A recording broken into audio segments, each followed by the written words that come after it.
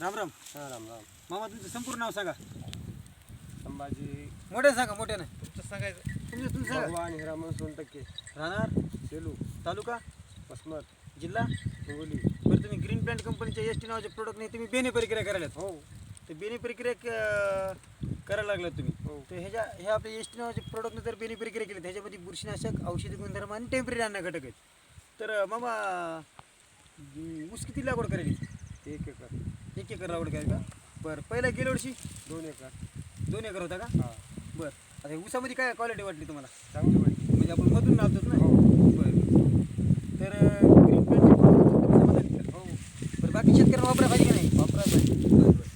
बरं, तुम्ही आता गेल्या वर्षी बेने प्रक्रिया केली ती, हो पण आपली आता अर्ध्यामध्ये भेट झाली ती. हो तर ह्या वर्षात आपण पहिलेपासून आहेत. हो तर ह्याला पूर्ण ट्रीटमेंट आपण ग्रीन प्लांट देणार आहे. हो.